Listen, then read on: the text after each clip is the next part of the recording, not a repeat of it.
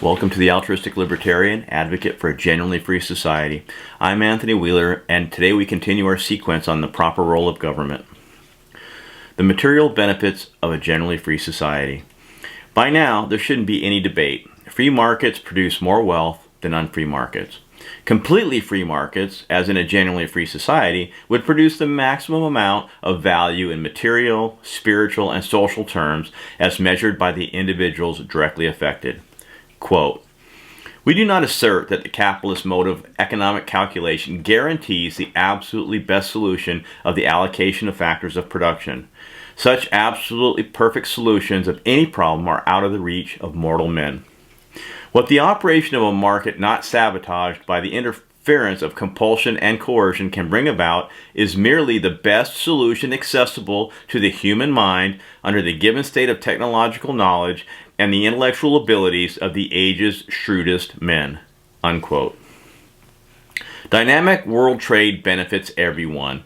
Nowhere in recent decades has this been more evident than in China and India. Quote, "The reinstatement of open markets and free trade during the past quarter century has elevated many hundreds of millions of the world's population from poverty. The spreading of a commercial rule of law and especially the protection of the rights of property has fostered a worldwide entrepreneurial stirring." Unquote. Removing barriers to entrepreneurs, eliminating the dead weight cost of most government programs, and lowering taxes to the bare minimum would immediately increase the productivity of the economy and over time introduce new products and services that might otherwise never come to pass. Quote, "Industrialization is the only hope of the poor. It is all very well for us, sitting pretty, to think that material standards of living don't matter all that much. It is all very well for one, as a personal choice, to reject industrialization. Do a modern Walden, if you like, and if you go without much food, see most of your children die in infancy, despise the comforts of literacy, accept 20 years off your own life, then I respect you for the strength of your ascetic revulsion. But I don't respect you in the slightest if, even passively, you try to impose the same choice on others who are not free to choose.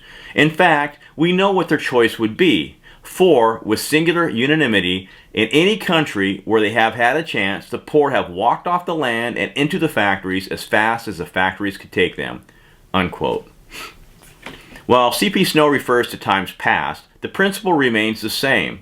Much of what people value in the world, cars, air travel, instant communication, affordable housing, modern medicine, cheap food, entertainment, businesses produce. The books people read, the movies they watch, the houses they live in, all published, produced, and built by productive businesses, and every one of those businesses managed by executive leadership. This is not to say that corporate executives are any more important than anyone else. They're not. Only that they contribute to society in important ways and should be so recognized and honored. Managing a business is simply one honorable profession among hundreds, most of them critical to social health. Within the scope of a particular life, many important things must be balanced, including family, social relationships, personal fitness, spiritual pursuits, intellectual interests, artistic creation, and the productive activity that typically provides the opportunity to enjoy everything else. In most cases, this means working in some manner to earn the money necessary to feed oneself and one's family and provide housing, clothing, and entertainment. While most of us do not consider work the most important priority in life, it's important enough to be considered in balance with our other needs and interests. Along with corporate executives, free market system is often reviled, particularly within the press and academia. While a truly free market has never existed in a modern setting, some societies are certainly more free than others. Productive businesses flourish to the extent markets are free. They effectively produce what people want, and more people should recognize the value of such a system. The principal justification for a free market system over any other known economic system is its efficacy in creating material goods. No other system creates things cheaper, better, or faster than a free market. Yes, history is littered with wasted, labor-weary lives, but that is largely due to the nature of the human condition. It has never been different in times past, and social conditions have done nothing but improve to the extent societies have adopted Western free market economies, none of which, even in the U.S., has done so in a pure manner. Humans have always had to strive to grow enough to eat, to clothe themselves, to construct shelter from the elements, and to defend themselves from disease and from each other. It is if the only controversy was how to best provide for material existence, the question would have long since been settled, and everyone would commit themselves to pure free markets and enjoy the tremendous material wealth that such an economy bestows. But that is not all that matters. Simply providing greater material wealth does not justify free markets, because there are more important aspects of human existence. Western free markets have been roundly criticized for two reasons: the first unfairly, and the second fully justified. 1. Free markets have often been erroneously charged with effects that are actually the result of government-dominated markets, not free ones. Killing highways, drug crime, the increase in fatherless families, monopolies, depressions, and inferior education, just to name a few. Second, due to the fact that the value and meaning of human life extends far beyond material conditions and/or material wealth, and given the agnostic aspect of free markets, that is, they pretty much produce what people want, people may choose to live within them in ways criticized by others. How one should live in a truly free society is a seriously important question, and one without an obvious answer. What is the meaning of human life, and how should one properly be lived? The one great advantage of a generally free society over one that is forcefully engineered is that all humans in a free society have a chance to answer that question on their own terms, as opposed to living it on someone else's. Terry Eagleton would disagree when he lays bare the underlying assumption of all interventionist policies. Quote, "You have to have some idea of what counts as a specifically kind of prospering. It is not just an individual affair. It is not up to you to decide what counts as this, any more than it is up to you to decide what counts as mental stability in a moose. You cannot say, torturing Tyroleans feels like thriving to me, not just because it's not true, but because it's not up to you to lay down the law. Moral values are not just what you happen to plump for, as the decisionist or existentialist maintains. Some moral thinkers believe that they are what all of us happen to plump for, that they are intersubjective rather than subjective." Unquote. Humans are moral animals, which means that each individual must consciously make decisions virtually every day of their lives, perhaps even every hour, and every one of these decisions moral in some manner. In other words, moral decisions are radically subjective, as it is the individual that in every instance subjectively makes them, and not some intersubjective collective. Deciding to rely on someone else's judgment is itself a moral decision.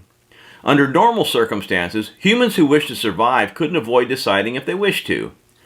Terry Eagleton goes on to argue, and I quote, "Another reason why you cannot know whether you are flourishing just by looking inside yourself is because the idea of flourishing is a complex one, involving a whole range of factors.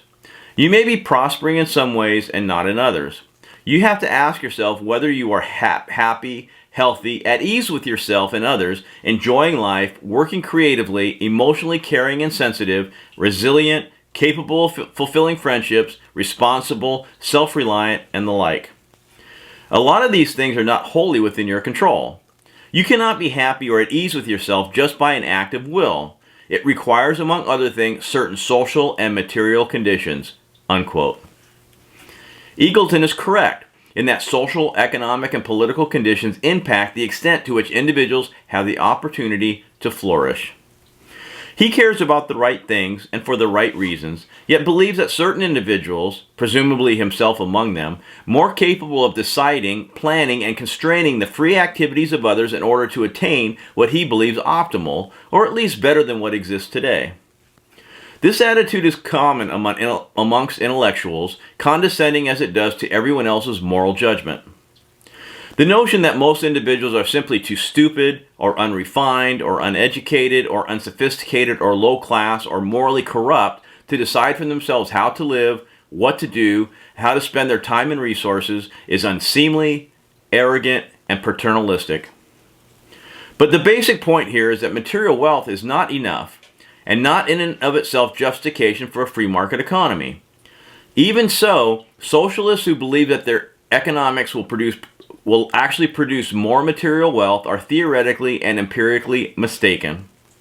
In addition, socialist organization requires less individual liberty and therefore results in less freedom in society, not more, as socialist economics requires people to generally do something different than they would typically choose to do, and therefore they must be coerced.